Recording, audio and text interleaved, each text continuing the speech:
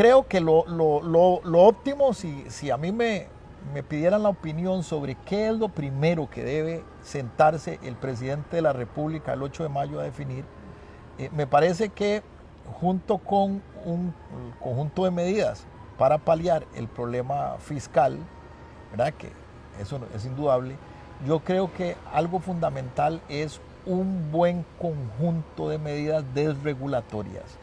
Una de las cosas que está realmente afectando al país y afectando la economía es la sobreregulación que estamos viviendo. Costa Rica es un país ahogado en prohibiciones, en requisitos para cualquier tipo de actividad productiva. Y a veces, Mario, el costo de legalidad, que para que la gente entienda, el costo de legalidad es todo aquello que todo aquel precio en tiempo y en dinero, ¿verdad?, que nosotros los ciudadanos pagamos para estar al día con el gobierno o con la legalidad para ejercer alguna actividad de la que sea, no necesariamente incluso tiene que ser productiva. Qué sé yo, el mismo hecho de estar al día en Riteve con tu vehículo, tal vez no necesariamente es una actividad productiva, pero es parte del costo de legalidad que tiene un ciudadano y una empresa. Entonces, ese costo de legalidad, o sea, el tiempo que vos tenés que invertir en tiempo, horas de trabajo y además en dinero, porque parte del costo de legalidad, por supuesto, también son los impuestos. Entonces, ese tiempo es lo que tiene ahogado al sector productivo. ¿Y qué es lo que realmente el próximo mandatario va a necesitar desarrollar? Bueno, pues una dinamización implacable de la actividad productiva privada para que esta actividad productiva privada te genere impuestos. ¿Por qué? Por una razón muy simple. Costa Rica no es ni Venezuela, o sea, no tiene petróleo, no está sentado en un pozo de petróleo como los venezolanos, ni tiene muchísimos recursos minerales como Chile con su cobre, Bolivia, Perú con sus enormes reservas minerales, ¿verdad?, ni es México con recursos de todo tipo, incluidos los petroleros. Costa Rica, además de que no tiene mayores recursos minerales, ni tiene recursos petroleros, además ha tomado el camino de la protección ambiental, que hace que necesariamente nosotros para desarrollarnos tengamos que depender del conocimiento, de la tecnología y de otro tipo de elementos que no es la explotación de los recursos naturales, ¿verdad?, en lo que no coincido con algunos de los candidatos que han venido diciendo que nuestra salida es la explotación de recursos naturales. Entonces, sobre esa perspectiva es indispensable eliminar, qué sé yo, que el 8 de mayo el presidente llegue y haga un inventario de desregulación. Y sé que vos como abogado, además, que igualmente litigante y practicante, y como empresario que sos, tenés indudablemente que coincidir conmigo en ese campo. Entonces, Fernando, yo creo que vas planteando ya una gran agenda, ¿verdad? Los partidos tienen que tener grandes acuerdos sobre temas país y que van de lo que has dicho, uno sobre el tema ambiental, cosa en la que Costa Rica siempre ha sido pionera y tiene una marca. Dos, no menos importante y tal vez más importante, talento, volver a pensar en la gente. En estos momentos tenemos una brecha educacional que todavía, tras de que la traíamos arrastrada con la situación de la pandemia, se nos profundizó más y no sabemos si vamos para una generación que está medio perdida, que hay que rescatar, y a partir de ahí otros pilares que son salud, seguridad, Educación. Por eso en talento y competitividad. El país tiene que volver, si quiere volver a generar empleo y reactivarse económicamente, necesariamente que regularse. Y esos son los grandes temas sobre los que debería uno versar los acuerdos de esas fracciones, pero también la acción desde el Ejecutivo.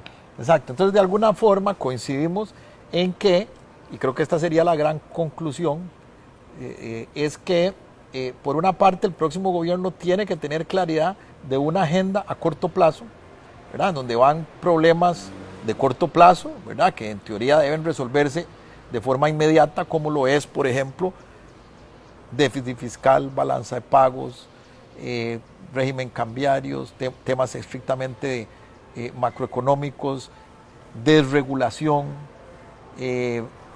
bajar el costo de legalidad. Y por otro lado también está la gran agenda de los grandes desafíos, que no solo son costarricenses, muchos de ellos, sino incluso mundiales, como temas de ambiente, educativos, tecnología, acceso a la tecnología, desarrollo de talentos, como bien vos lo dijiste, y reforzar el tema educativo, salud, que eso es también el tema de la seguridad social en Costa Rica. Yo creo que van ambas vías, ¿verdad? Por un lado es un problema que debe resolverse a corto plazo, porque me parece, y creo que a la caja la están festinando, entonces hay que entrarle a corto plazo en ese tema, pero también, bueno, ¿cuál va a ser la política de salud del país a largo plazo? Entonces son digamos, dos agendas en una, pero igual de prioritarias, pero en donde hay cuestiones a resolver de forma inmediata y cuestiones que, aunque sabemos, aspectos que sabemos que no se van a resolver de forma inmediata, pero en los cuales hay que tener una política pública clara, porque uno de los grandes problemas que está teniendo Costa Rica es la inexistencia de una política pública en muchos campos clara. O sea, yo te digo a vos, Mario, ¿cuál es? Una política de Estado que vaya más allá de 4 años. ¿Cuál es nuestra, te voy a preguntar, ¿cuál es nuestra política de Estado en materia exterior? No tenemos. ¿Cuál es nuestra política de Estado a largo plazo pública? ¿Cuál es nuestra política de Estado en materia educativa, como bien lo dijiste? ¿Cuál es nuestra política de Estado en inversión tecnológica? O sea, el próximo gobierno tiene el reto indispensable de definir cuáles serán las grandes políticas públicas en los grandes temas que no solo Costa Rica, sino el mundo tiene como desafío. Y hay un reto más grande para mí, Fernando. Todo esto parte de que como sociedad tenemos que dejar de vernos tribalmente. No es los buenos contra los malos, no es los de aquí contra los de allá. Esa formulación de políticas, no digo que no vaya a haber oposición y gente, pero sí merece llegar a grandes acuerdos en que todo mundo tiene que sentirse razonablemente incluido, porque uno de los problemas que tenemos ahora es que las políticas de 4 años están causando una exclusión enorme en grandes sectores. Así es.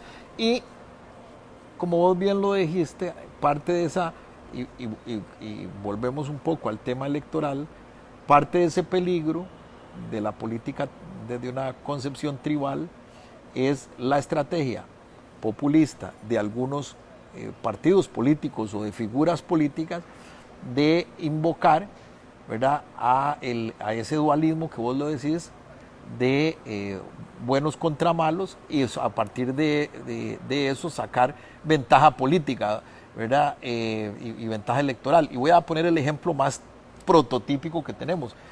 El PAC, ¿cómo arranca en la historia política costarricense? Con un dualismo, con una dialéctica ahí, malo contra bueno, de yo honrado, él corrupto. Así arranca en el 2002, hace esa campaña con Otón Solís en el 2006, y intenta en el 2010, ¿verdad? Y en el 2014 finalmente tienen éxito con Luis Guillermo Solís. Yo honrado, usted corrupto. Después, en el 2014, nuevamente hacen esa dialéctica o esa dicotomía: yo católico, usted no católico, ¿verdad? O yo a favor de estas políticas culturales, usted en contra de estas políticas culturales. Y bueno, lo intentaron ahora en el 2018, quisieron hacerlo utilizar, ¿verdad?, una de las candidatas del PAC, la señora Hidalgo, y lo intentó con el tema feminista, ¿verdad?, hacer esa división, y bueno, no le funcionó. Pero es peligroso, como vos decís, eso también es peligroso, porque a la hora de que llegamos o se llega al gobierno, el país está dividido y es muy difícil llegar a acuerdos. Así es, y tenemos que llegar a esos acuerdos. Eso es lo que no podemos seguir en esa posposición. Ahora, ¿dónde está la clave de volver a esa gobernabilidad ordenada? En el diálogo, porque definitivamente la próxima Asamblea Legislativa va a ser la Asamblea Legislativa más fraccionada de la historia de Costa Rica, me parece. Por lo menos de la historia moderna de Costa Rica, de la historia de esta constitución, de la constituyente del 49 para acá, va a ser la más fraccionada. Así que no va a haber posibilidad otra que no sea el diálogo, porque desde el punto de vista electoral veo difícil de que un partido logre una cuota tan fuerte como lo logró, por ejemplo, Luis Alberto Moja en el 82, de prácticamente gobernar solo. Y una pregunta, Fernando, que vos sos de las personas que más puede contestar esto. La posibilidad de una constituyente, que he oído a alguna gente hablar, algunos a favor o otros en contra. Mira, la constituyente en realidad, ¿qué es la constituyente? La constituyente es un medio, es como decir, vamos a ver, eso es como que yo, cuando la gente me ha preguntado, me dice, mire, ¿usted está de acuerdo en una constituyente o no está de acuerdo en una constituyente? Entonces yo les explico que eso es como preguntar, ¿usted está de acuerdo, digamos, en un arma o no está de acuerdo? Bueno, ahí depende, ¿verdad? O sea, si usted me dice que esa arma es para atacar a un inocente, por supuesto que estoy en contra. Ahora, si esa arma es para defender de alguien que está intentando acabar con la vida de mi hija, estoy de acuerdo en el uso del arma. Igual la constituyente, ¿estamos a favor o en contra? No tenemos que definir la pregunta desde esa perspectiva, sino la constituyente, ¿cuál es si estamos de acuerdo en una constituyente ¿para qué? O sea, ¿cuál es el objetivo de esa? ¿Cuál es el plan constitucional de esa constituyente? Y entonces, ahí es donde podríamos definir si estamos de acuerdo o no, pero actualmente no hay ningún plan, digamos, de un modelo constitucional que uno pudiese decir, a raíz de este modelo constitucional, estar o no de acuerdo con una constitución. Pero podríamos coincidir que a grandes rasgos tampoco el problema es la constitución que tenemos. El problema no es, coincido en eso con vos, ¿verdad? Y hablar de una constituyente, bueno, una constituyente lo que hay que preguntarse es para qué, ¿verdad? Pero de momento creo que el problema no es constitucional, y muchos de los problemas eventualmente constitucionales que Costa Rica tenga pueden resolverse por la vía de las reformas parciales. Así que agradecerte sinceramente, gracias Mario, vos, por la deferencia de habernos acompañado, y agradecerle también a la audiencia su participación como oyentes y televidentes o infovidentes, como se le llama ahora. Muchas gracias.